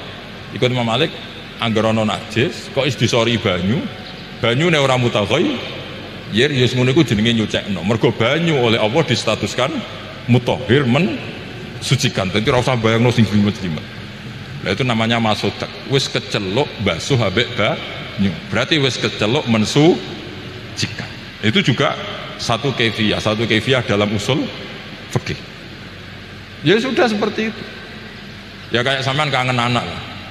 Kangen anak itu ketemu wis cukup ta ora? Cara sampean wis cukup. Tapi cara anake sampean ketemu tok ra nyangoni. Nah. Lalu ukurannya itu ukuran anak apa ukuran orang tua? Enggak ukuran orang tua. Definisi ketemu lalu. Ukuran orang tua apa ukuran anak? Sama khilafnya ulama, ini terakhir, contoh terakhir dari saya. Fasyamu salasati ayyamin fil haji wa sab'atin idza raja'tum. Ada pelanggaran haji yang bayarnya itu puasa 3 hari di musim haji dan 7 hari ketika pulang. Imam Syafi'i berpendapat 7 hari yang idza raja'tum ketika pulang itu orang itu setelah di rumah. Di mana-mana pulang itu setelah di rumah. Tapi menurut Abu Hanifah enggak. Asal sudah balik kanan dari Mekah, dia di perjalanan puasa sudah sah. Karena bagi penduduk Mekah, kalau kamu sudah balik kanan namanya pulang. Seperti ini saya nanti, setelah acara saya pulang. Pasti ke Eropa kalau ditanya, Gus Bak kemana? Sudah pulang. Tapi tanyakan istri saya. Jadi orang sini kalau saya sudah pamit, sampean bilang saya pulang enggak? Gus Bak kemana? Sudah pulang. Tapi tanyakan istri saya. Belum pulang. Lalu ukurannya ini jenengan apa istri saya? Lah mau nggak mau, karena Allah hanya ngendikan wasab'atin idza raja'tum, dan 7 hari ketika kamu sudah pulang. Ukurannya siapa coba? Ukurannya penduduk Mekah apa keluarganya? Kalau ukurannya penduduk Mekah, asal orang haji sudah cabut ya disebut pulang. Tapi kalau ukurannya keluarga asal belum sampai rumah belum disebut pun. Itu seperti kita dulu ketika era Wesel, zaman Kiai Mas Buken, Kiai Roba Mondok, saya kan era Wesel. Angger wong tua sebar ngeposno, anakku wis tak kirimi kan gitu. Wong wis diposno. Tapi masih 3 hari. Jari anake durung dikirimi. Bener mana tuh? Ya kira-kira seperti itulah usul fikih. Saya mohon ini mengkaji itu dengan status fakih itu orang yang mutafannin mutabakhir fil fikih. Itu baru disebut apa? Fakih. Kalau enggak namanya apa? Mutafakih. Itu bukan fakih tapi berpura-pura apa? Berpura-pura ahli fikih. Ya, tentu sekolah ini bukan diciptakan untuk yang berpura-pura fikih, tapi memang benar-benar apa? Fakih. Kitab Tasbihul Fuad karangannya Said Abdul Haddad. Itu beliau cerita, di antara ceritanya itu unik. Kata beliau begini, saya itu tidak khawatir orang Islam jadi murtad, apalagi jadi ateis. Karena kalimat la ilaha illallah itu sahlatun qoribah, kalimat yang mudah sekali. Sehingga saya tidak khawatir orang Islam yang ketemu orang ateis, ketemu orang macam-macam, asal diajari kalimat ini secara benar. Terus beliau cerita, yang saya takut tuh mereka masalah perempuan dan harta. Kalau iman kayaknya enggak. Singkat cerita yaitu di kitab seperti itu. Singkat cerita saya ketemu banyak orang yang kuliah di McGill atau kuliah di Amerika, di Jerman, mungkin di Norwegia, di mana-mana di Australia, dan ketemu teman-teman yang di Korea Selatan juga. Mereka itu orang kebanyakan yang nyuwun sewu enggak keluarga kiai, tapi mereka enggak ada yang enggak tetap iman. Ketika saya tanya, kenapa Anda tetap iman? Padahal ada beberapa negara yang lebih stabil, lebih makmur dibanding negara yang mengklaim sebagai negara Islam. Itu cara berpikir ya sederhana. Enggak lah Gus, kayaknya kok Tuhan kok ada tanggal lahirnya, enggak lah kayaknya yang namanya Tuhan itu ya awal lah. Masa pencipta langit bumi dituhani orang yang lahirnya di bumi, kayak enggak lah kayaknya. Jadi ya berpikir sederhana. Padahal ya kurang ajarnya Masya Allah. Anak ini ya dugem ya macam-macam, tapi kalau ditanya disuruh yang lain enggak mau dia. Enggak lah kayaknya yang benar tetap Islam. Karena kalimat ini yaitu tadi eksistensi Tuhan, tadi eksistensi Allah itu la ilaha illallah itu kalimatun sahlah, kalimatun qoribah, kalimah yang begitu mudah difahami. Kenapa mudah difahami? Misalnya kita ngaji, Tuhan itu siapa? Yang menciptakan langit dan bumi. Dengan misalnya perbandingan Tuhan itu siapa? Yang lahir di bumi tahun sekian. Enak mana cara kita menerima itu? Kan keren yang menciptakan langit dan bumi. Tuhan itu siapa? Yang ada sebelum langit dan bumi. Dengan misalnya Tuhan adalah yang lahir di bumi. Keren mana itu? Nah, bayangkan kalau kita punya Tuhan Fir'aun, sudah mati jadi tontonan kan, terus gak keren maksudnya punya Tuhan kok seperti itu. Nah ini yang katanya Syekh Abdul Haddad, kalimat ini sahlatun qoribah.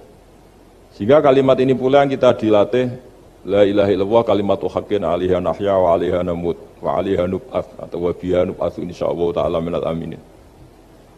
Nah, saya sebetulnya tadi datang itu tidak ingin menjelaskan ini, tapi tadi kata Pak Fathul Wahid, ilmu itu kalau dikaji tambah hari tambah mudah, karena perangkat untuk menemukan bulan itu misalnya nggak rata itu gampang sekali. Pakai teori pemandangan ya bisa, pakai teori gambar juga bisa. Kalau teori pemandangan tadi, kalau kita bisa melihat mobil 2 meter masih kelihatan 2 meter, itu dengan jarak berapa masih orisinil seperti itu. Tambah jauh, tambah tidak kelihatan, tambah jauh, tambah. Nah ternyata setelah 5 kilo misalnya tidak kelihatan, berarti untuk jumlah 2 meter hilang per 5 kilo. Nah berarti kalau bulan masih kelihatan segitu, berarti jarak kita dan bulan kira-kira sekian ribu kilo, itu bisa dihitung, itu tanpa teknologi.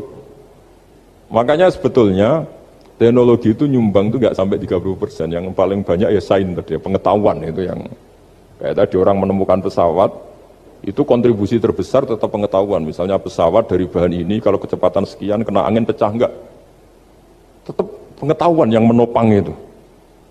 Teknologi kan paling mengantar supaya pesawat kecepatan sekian didorong mesin sekian dengan apa begitu. Nah pesantren seperti kita ya, saya ini dididik Mbah Mun, dididik bapak saya, buyut-buyut saya, kiai, itu sekali alim, yang alim betulan itu ya alim betul. Ya karena memang yang repot nih sewu yang agak-agak dukun itu ya ribet itu. Penting rambutnya gondrong, terus terkenal gak pernah mandi, terus nanti ada orang tertentu tertarik minta doa, ini yang ribet ini, susah ini sertifikasinya susah ini karena Tapi kalau kita ini di pesantren yang coro sertifikasinya jelas. Jadi berani jadi Gus harus bisa baca Mu'in gitu, berani jadi Kiai harus bisa baca Wahab. Aturan mainnya jelas kalau di ini. Yang repot tuh yang sebagian itu aturan mainnya tidak jelas. Terus promosinya itu pernah datangi menteri loh, pernah datangi, wah ya ribet kalau ukuran keren tuh didatangi apa? Menteri atau pejabat. Saya teruskan ya, karena ilmu itu harus menyelamatkan kita sampai di depan Allah Subhanahu wa Ta'ala. Nah, ketika kita menyifati Allah itu az-zahir, zat yang begitu jelas. Itu kalau kita kan kok begitu jelas padahal nggak bisa dilihat, terus kita sendiri tidak pernah melihat. Tapi eksistensi Tuhan sebagai Tuhan, yaitu al-wajibil wujud, itu jelas sekali karena nggak mungkin suatu yang wujud diciptakan oleh yang tidak wujud. Kenapa harus awal? Masa pencipta datangnya terlambat? Terus juga harus bakok itu abadi atau al-akhir kalau dalam bahasa Quran. Masa zat yang superior kemudian kalah sama yang diciptakan? Berarti nanti ada kekuatan besar yang mengalahkan Tuhan. Ya kan aneh, kekuatan ini dalam kendalinya kemudian Allah kalah kan tidak mungkin. Makanya disebut al-akhir. Allah pasti tidak ada yang mengalahkan. Terus diantaranya lagi disebut qiyamuhu binafsihi. Kalau dalam bahasa Quran disebut al-qayyum, zat yang berdiri sendiri.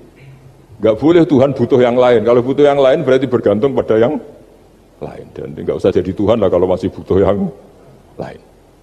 Sehingga karena kekuatan ini, saya ulang lagi, karena kekuatan ini, ketika anak-anak mahasiswa kuliah di Jerman atau di Swiss, di negara-negara yang lebih bahagia ketimbang negara yang mayoritas Muslim, itu mungkin mereka tertarik sama sistem negara itu karena ada jaminan sosial ini. Tapi nggak pernah tertarik sama Tuhannya negara itu. Karena dihitung-hitung tadi Tuhannya mesti keren kita gitu. Jadi, nah ini cerita ke saya Abdul Haddad, kata saya Abdul Haddad, kamu tidak usah khawatir lah umat Islam murtad atau jadi ateis gitu. Karena penjelasan tauhid Islam itu begitu jelas. Jadi by design manusia itu pasti nerima tauhid kira-kira gitu. Jadi ini pentingnya adz-dzahir. Jadi Allah itu begitu apa? Jelas. Tapi Allah juga mensifati dirinya al-batin. Ya, al-batin itu gak mudah dikenali. Kenapa? Karena tubuh kita desainnya ini profan, tubuh kita tidak sempurna, rentan. Nah, tentu sesuatu yang nggak sempurna ini tidak bisa melihat dat yang super apa? Sempurna. Kita bisa rusak sementara Allah tidak. Nah karena alasannya tubuh kita ini didesain untuk rusak, maka di surga itu keyakinan para ulama orang bisa melihat Allah karena desain tubuhnya sudah dirubah dari desain profan menjadi keabadian. Sehingga di sini terus ada kelayakan melihat. Itu pun tetap min ghairi kaifin walan hisorin, tetap ya bisa melihat, tapi corong Jawa itu kecelok melihat tapi tidak sampai faham. Karena bagaimanapun Allah itu la tudrikul absar wa huwa yudrikul absar. Bagaimanapun Allah itu laisa kamitslihi syai'un, tidak ada padanannya. Jadi makanya Allah punya sisi az-zahir bisa dikenali sekali. Kenapa? Ya tadi nisbatus naini wal arba'ah ila ma la nihayata laha itu nisbatul far'i ilal asli. Saya punya kitab Pak Fathul Wahid, diajar Mbah Mun dulu, kitab Al-Husunul Hamidiyah. Itu yang ngarang itu ya kayak kelihatan ngawur, tapi ngawurnya orang alim. Jadi di situ ada gambar, gambarnya itu nggak jelas. Mungkin pernah ngarangnya juga nggak bisa gambar kayaknya. Wah bulat, benang bulat ada, gambar gunung ada, gambar yang tambah ngawur ya banyak sekali. Gambarnya itu nggak ada yang jelas. Tapi dari nggak jelas itu beliau bilang gini, gambar yang bulat ini, yang nggak jelas ini, tetap kamu punya rumus kan? Itu dimulai dari satu titik. Mau gambar gedung tingkat 5, mau gambar hutan ada harimaunya, tetap dimulai dari satu titik. Ya alam raya ya seperti itu, mau ada Mars, mau ada Jupiter, kayak tetap dimulai dari situ titik. Nah ini namanya nuqtatul wujud, titik kewujudan, yaitu Allah Subhanahu wa Ta'ala. Sehingga ketika kita ngaji, ketika di pesantren dulu, penjelasannya adalah Al-Quran maknanya dipadatkan di Fatihah, Fatihah dipadatkan di Bismillah, katanya Bismillah dipadatkan di titiknya Ba. Nah titik ba ini dianggap titik awal wujud, bi kana makana wa bi yakunu ma yakun. Kira-kira Allah mentitahkan karena saya semuanya yang ada dan karena saya yang mau ada bisa saya adakan. Nah, itu sirinya lah. Jadi menerangkan tauhid itu pakai gambar. Gambarnya keliru sekali lah kalau dalam orang seni mesti lihat gak seni itu. Karena dia gak butuh gambarnya, butuh mau menjelaskan buat dunia sebanyak ini, buat alam raya sebanyak ini tetap dimulai dari satu titik. Nah, sehingga di sini ada tauhid, qul huwallahu ahad, Allahus Somad, tak terusnya. Nah, saya mohon lewat penjelasan ini ya, baik orang yang ahli teknik maupun ahli medis, ahli apa saja, tolong latihlah memberi penjelasan yang mudah, sehingga agama ini mudah dicerna. Sehingga kalau ini dijelaskan cara mudah beragama itu jadi gampang. Makanya ciri utama agamanya orang-orang baik itu satu, man radiya billahi robba. Radiya itu senang banget. Kenapa senang banget? Karena memang agama ini nyaman, indah. Jadi datang dengan kebenaran yang mudah dicerna. Coba kalau agama ini datang dengan cara misalnya gini, kamu harus menuhankan ini. Dan kita tahu itu lahirnya di bumi. Kan ada yang ganjel. Kok Tuhan sama buminya dulu, buminya ini gimana ini? Kan pusing. Bu Anda profesor nggak bisa jawab itu. Tapi kalau Tuhan itu adalah yang ada sebelum langit dan bumi kan, ya iyalah masa Tuhan terlambat datangnya kan, terus enak gitu menerimanya itu. Makanya di antara kekalahan Fir'aun berdebat, ya Nabi Musa ya Nabi lah, juga proses ya. Nabi Musa ketika ditanya Fir'aun, wama Rabbul Alamin, Tuhan kamu itu siapa? Jawabnya Nabi Musa, Rabbus samawati wal ardi, yang menuhani langit dan bumi. Itu Fir'aun masih bisa ngeles. Saya jalan-jalan kemana-mana, yang dituhankan saya, berarti yang Tuhan ya saya dong. Ma'alim tulakum min ilahin apa? Ghairi, kata Fir'aun. Soal Tuhan kamu di langit, begini kata Fir'aun. Haman dipanggil, Haman bikinkan piramida yang paling tinggi, saya ingin melihat Tuhannya Musa. Musa bingung kan? Padahal kalau naik piramida nanti Fir'aun pun tidak bisa melihat Allah kan? Wong yang Nabi yang kiai aja gak bisa melihat, apalagi Fir'aun. Padahal celakanya ketika dia tidak melihat Allah, dia akan mengatakan Allah itu tidak ada, ribet kan? Itu penjelasan tentang Tuhan ini sebetulnya sudah absolut lah. Rabbus samawati wal ardi, Tuhannya langit dan bumi. Tapi itu gak ngefek, di perdebatan gak ngefek. Yang ngefek adalah ketika Musa bilang gini, Rabbukum wa rabbu abaikumul awwalin, sing nuhani buyutem. Wah kaget pengawal-pengawalnya langsung do iman, meskipun secara siron, secara rahasia. Iya, nah, Quran pangeran berarti buyutnya rada pangeran. Kan pangerannya putu nih, berarti buyutnya wah ribet kan? Ya kalau Fir'aun Tuhan, bapaknya tambah Tuhan kan, mbahnya, buyutnya. Akhirnya kata pengawal Quran, geblek tenan Fir'aun. Artinya apa? Kadang argumentasi yang sudah benar, yaitu Tuhannya langit dan bumi kan ya benar lah. Tapi itu tidak ngefek, di perdebatan tidak ngefek. Yang ngefek adalah ketika Rabbukum wa rabbu abaikumul awwalin, yang nuhani nenek moyang kamu. Orang mulai mikir, kalau Fir'aun itu Tuhan, lalu nenek moyangnya Tuhannya siapa? Jadi ini seninya, makanya di antara syarat Nabi, jadi Nabi itu sidik, amanat, tabligh, fatona. Fatona itu ada kecerdasan. Dulu Nabi ya sering dibully, jangan kira Nabi itu enggak sering dibully, sering juga Pak Rektor. Jadi ada unta itu kena kudis. Kudis itu ya jenis penyakit menular lah. Nabi dengan teori tawakalnya, Nabi itu punya dua teori, kadang pakai teori tawakalnya, kadang pakai teori preventif. Makanya Nabi pernah ngendikan kalau ada penyakit menular di situ, kamu jangan di situ. Itu pakai teori preventif. Tapi kadang Nabi pakai teori tawakal. Nabi menghentikan la adwa wala tiarutan. Tidak ada penyakit menular. Terus orang-orang yang ya usil lah kira-kira gitu. Ada unta kena kudis, dijejerkan yang waras. Ternyata yang waras ikut kudisen lah, ikut sakit. Senang orang ini. Ya Rasulullah, ini saya jejerkan, ternyata yang enggak tertular jadi tertular. Padahal engkau bilang enggak ada penyakit menular. Nabi jawabnya lucu. Faman a'dal awwala, kalau yang pertama ini tertular siapa? Dia dikira Nabi itu kalah karena melihat unta yang kedua. Ternyata Nabi enggak, ketika dipanggil ya Rasulullah, ini unta enggak kudikan, tak jejerkan yang kudisen, ternyata ikut kudisen. Berarti penyakit itu menular. Tapi Nabi jawabannya faman a'dal awwal, lalu yang kena penyakit pertama tertular oleh siapa? Wah itu asli dari Allah. Ya maksud saya seperti itu kan. Nah itu yang dikatakan fatona. Jadi Nabi itu harus punya sifat apa? Fatona. Karena dengan kecerdasan itu Nabi bisa berargumentasi. Kayak tadi, ketika Fir'aun dikatakan Allah yang menuhani langit dan bumi, Fir'aun masih mengklaim dia Tuhan. Karena di mana-mana dia dituhankan. Tapi ketika diingatkan bahwa kamu anak seorang manusia, punya bapak, punya kakek, punya buyut, punya canggah kalau bahasa Jawa.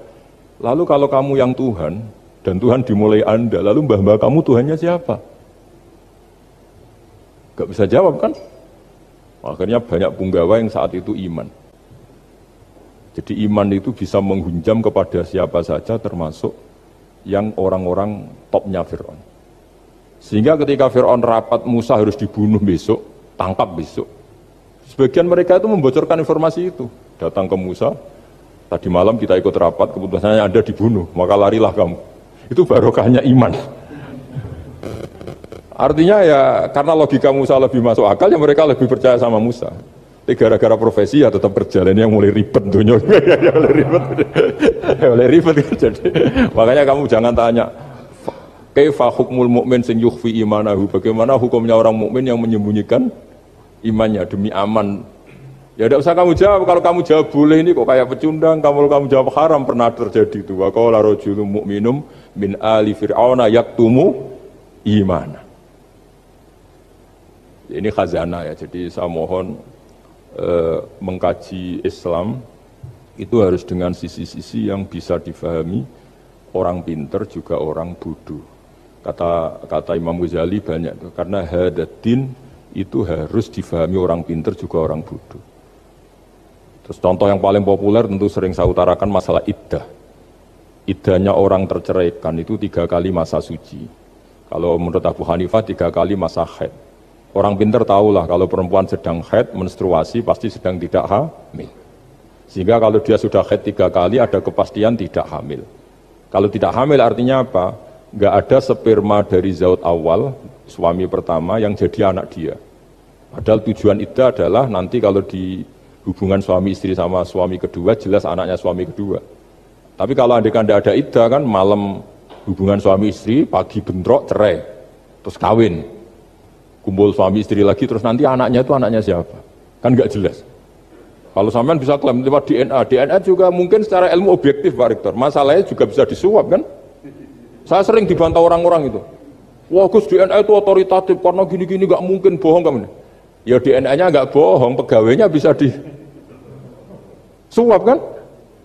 Kayak nggak tahu manusia apa nggak tahu Indonesia nggak tahu terus. Itu yang sensitif itu, yang mulai wilayah sensitif itu. Nggak tahu manusia apa kayak nggak tahu Indonesia. Manusia aja ya sudah. Berarti Anda sangat nasionalis. Jadi ribet kan? Maka dianjurkan ada iddah. Dengan iddah selesai berarti benar-benar perempuan ini baru atur rohmi, rahimnya steril dari unsur mani zaut awal. Dan kalau 3 kali masa suci itu artinya apa? Kira-kira 3 bulan. Kira-kira ya. Wal mutallaqatu yatarabbasna bi anfusina salah satu apa? Huru.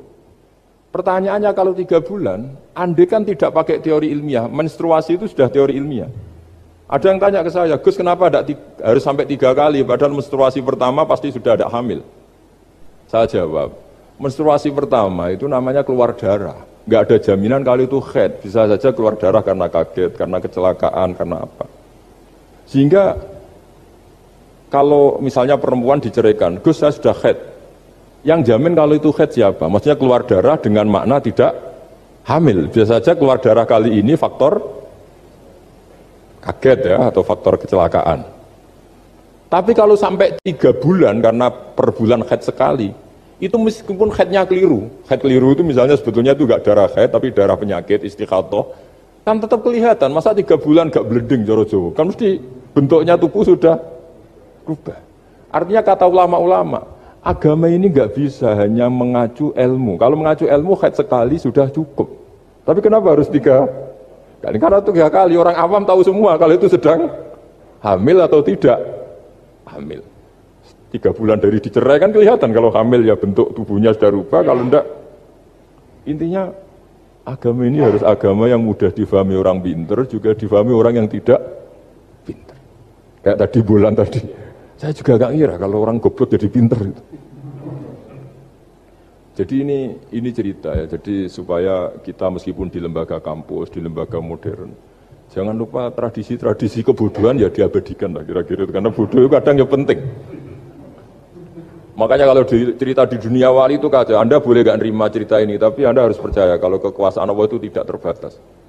Kenapa orang Madura begitu mencintai Kiai? Sebetulnya niatnya ya agak baik, tapi ya baik, nggak baik tapi baik. Ada santri itu Madura, dia saking percaya sama kiai itu ya khidmah, bikin teh, masakan kiai, mijitin kiai, pokoknya waktunya diberikan semua untuk kiai. Dan dia nggak pernah ikut ujian, apalagi ujian kelulusan disertasi dokter nggak pernah dia. Kalau sekolah nggak pernah ikut ujian. Sudah ya saya ridho jadi orang bodoh, sementing ikut jenengan. Suatu saat orang ini mati, kiainya tuh pusing, waduh mati. Nah, ini di dalam alam mimpi itu, kamu boleh gak percaya, nggak wajib percaya memang. Ini kan ada akidah, jadi tidak wajib percaya. Ditanya sama malaikat, Marabbuka, Tuhan kamu siapa? Jawabannya lucu, malaikat kamu itu gimana? Di mana-mana tanya sama orang pinter, orang bodoh kok kamu tanya? Pusing kan malaikatnya. Di mana-mana namanya tanya, itu ya sama orang pinter, masa orang bodoh ditanya? Yang bener aja kamu. Makanya bodoh ini ya senjata, makanya ini kita kalau pinter ya alhamdulillah, kalau bodoh ya alhamdulillah. Karena bodoh itu penting. Kalau negara ini tidak makmur, yang disalahkan mesti para rektor. Gunanya apa ada rektor kalau nggak solusi bagi bangsa ini? Orang bodoh pasti nggak disalahkan kan? Nanti kalau ada hisab, kenapa Indonesia carut marut? Yang dipanggil Allah itu menteri, rektor, pasti itu. Apa kontribusi Anda sebagai orang pinter, sebagai profesor, sebagai orang bodoh aman? Santai, nggak kena panggilan kan? Karena ada harus bertanggung jawab. Akhirnya terus malaikat tanya, lalu yang pinter siapa? Yang di atas itu, kiainya yang nalkin itu, yang di atas itu. Walhasil kiainya itu karena wali itu denger. Ya wile cum budu kok terus nganti wis mati. budu kok kamu bawa sampai mati. Jadi kadang orang bodoh itu ya pinter tadi, malaikat tuh kamu tuh gimana? Di mana-mana tanya itu ya sama orang pinter. Orang bodoh kok kamu tanya.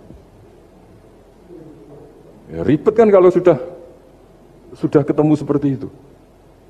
Nah, Nabi juga sering ngalami dialek sama orang bodoh. Kadang Nabi yang ngalah, kadang logikanya orang bodoh itu lebih gampang. Itu ada orang pencari dop itu semacam kayak biawak ya. Tapi tidak biawak, kayak semacam biawak. Ketemu Nabi, kamu tahu kalau saya ini Rasulullah? Tidak tahu ya. Ya kamu harus iman kalau saya ini Rasulullah. Hatta yu'mina laka hadad dhab. Ya kalau hewan ini iman sama kamu ya saya iman. Ribet kan ukurannya itu. Waduh, untung Nabi betul. Terus Nabi tanya, Dok, kamu tahu kalau saya Rasulullah? Terus Dobnya saat itu bisa bicara, asyhadu annaka Rasulullah, terus baru iman. Imannya tanya, kenapa kamu iman sama Rasulullah? Hewan aja tahu kalau dia Nabi, apalagi manusia.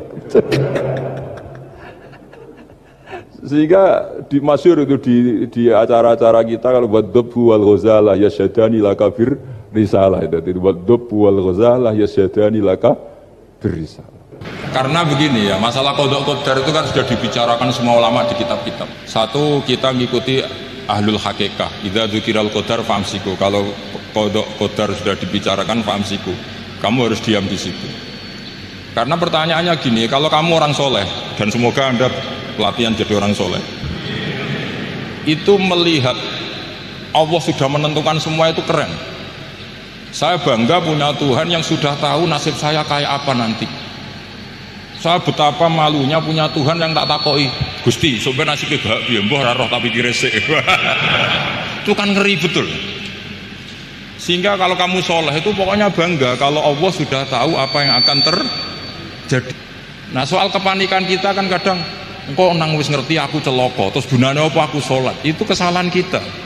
Kita kecewa kalau sekarang soleh, kemudian akhirnya tidak soleh dan akhirnya kita masuk neraka. Kekecewaan ini namanya khadun nafsi. Kita hanya mikir diri sendiri. Sebetulnya kalau kita abdan lillah, benar-benar hamba Allah, tetap bangga karena punya Tuhan yang tahu apa yang akan terjadi. Makanya ini dibutuhkan kesalian. Untuk ngakoni qadha qadar dibutuhkan kesalian. Kalau enggak kriminal betul. Maka Sayyid Hasan bin Ali, saya hafalkan makalannya itu. Di antara aturan iman harus iman sama qadha qadar. Untuk menunjukkan innahu la yu'sa kurhan wala yuhlabu kurhan, kata beliau. Supaya kita tahu bahwa Allah itu tidak dimaksiati secara terpaksa. Kamu bisa enggak bayangkan Allah ngeluh gini, sakjane aku ora seneng maksiat, tapi saya bisa berbuat apa? Artinya apa? Kalau maksiat dan keburukan tidak khairihi wa syarrihi minallah, itu Allah akan kurhan. Faham yang saya maksud? Artinya apa? Kita harus berkeyakinan khairihi wa syarrihi minallah. Tapi kita butuh syariat. Lalu setiap orang nakal berkelit kersane Allah juga masalah. Maka diteruskan makalah beliau. Waman hammala dzambahu rabbahu faqad fajar. Dan siapa yang menimpakan dosanya atas nama Tuhannya, maka faqad fajar. Dia lacut betul. Sing zina kuwi Allah kan gak melok zina, sing maling kuwi ora melok maling. Sing beto bak-bak kuwi ora tau beto. Terus kowe muni kabeh krana Allah, itu kriminal betul. Jadi makanya orang soleh itu harus hafalannya banyak supaya niru-niru orang soleh itu. Ini kan enggak ingin soleh tapi pakai akalnya sendiri.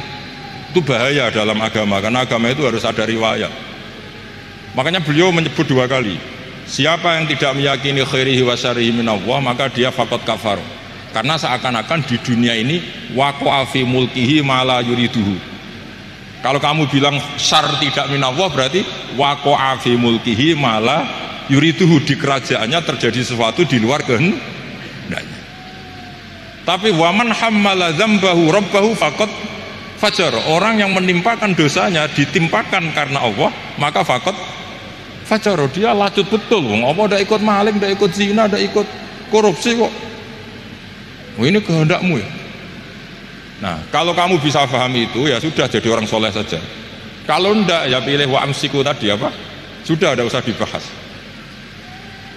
Jadi saya mohon semua yang dengar ngaji saya ini, yang enggak tobat supaya tobat, yang sudah tobat ditambahi ilmu, karena biasanya tobat ya karena tidak ngerti apa-apa, semua mikir. Itu makalnya Sayyid Hasan bin Ali, cucunya Rasulullah SAW, dan itu diamini oleh semua ulama. Saya pernah ditanya seorang rektor, enggak terima dosen, enggak terima mahasiswa, rektor. Tanya, Gus, yang benar itu Jabariyah apa Qadariyah? Jawaban saya lucu, sementing soleh dulu. Kalau setelah soleh kamu enggak apa-apa, Jabariyah atau Qadariyah. Karena setelah kita soleh, perasaan kita gini, qaddaronillah ala sholat, saya bisa berbuat apa di depan kehendak Allah. Sehingga perasaannya orang soleh ketika mengatakan al-abdu majbur adalah mengatakan la haula wala quwata illa billah. Asal soleh loh ya, asal soleh. Tapi kalau orang itu tidak soleh, dijawab apa saja ya berengkel loh. Umpamanya nanti ini ratau tenang sama Allah. Qadariyah juga sama, ini penting. Misalnya ada orang soleh Qadariyah, mesti cara berpikir, oh pangeran wadil ya, sing sholat digajar swarga, sing zina diganjar neraka, sing ora nyolong digajar swarga, sing nyolong digajar neraka, kan adil. Mosok sing nyolong dilebokno swarga, sing sholat dilebokno neraka, kan jadi lucu. Artinya ketika dia Qadariyah juga ingin membaca hikmahnya Allah bikin aturan. Asal soleh, sama lagi asal. Jadi orang itu setelah soleh itu bisa improvisasi sendiri. Makanya ini pentingnya ayat innalladzina amanu wa amilus sholihat yahdihim rabbuhum biimanihim. Orang setelah iman nanti akan ditunjukkan oleh imannya untuk mengelola was-wasnya setan. Misalnya saya itu termasuk kiai yang terkenal kalau diundang susah. Karena saya fanatik fikih, saya punya ibu, saya punya pondok, itu artinya punya kewajiban. Yang bisa mengalahkan kewajiban adalah kewajiban sing akbar, yang lebih besar. Nah ini mau diundang mahasiswa ini kan jelas tidak akbar. Nanti maksudnya tarkul wajib di ajli sunnah, wah kriminal saya. Meleburi bapak meninggalkan wajib demi sunnah. Ya jelas ya, jadi kita harus terlatih dengan bahasanya orang-orang soleh. Kalau tidak masalah besar, masalah qada qadar zaman sahabat itu juga terjadi perdebatan. Terus ada yang cerita, ada riwayat idza dzikira ashabi fa amsiku wa idza dzikira al-qadar fa amsiku. Kedua masalah ijtihad fikih, yaitu enggak apa-apa, memang dari awal furu'iyah kan. Dari awal furu'iyah. Kalau nuruti ijtihad gini, kalau ada mahasiswa tanya sebaiknya dijawab apa enggak. Mungkin sebagian narasumber sebaiknya dijawab biar marem. Terus sebagian narasumber sebaiknya enggak usah dijawab. Wong mahasiswa ben pinter kok apa-apa takok, gak mandiri. Itu namanya ijtihad. Jadi kalau furu'iyah itu mungkin sekali. Ya saya kira demikian, mohon maaf. Assalamualaikum warahmatullahi wabarakatuh.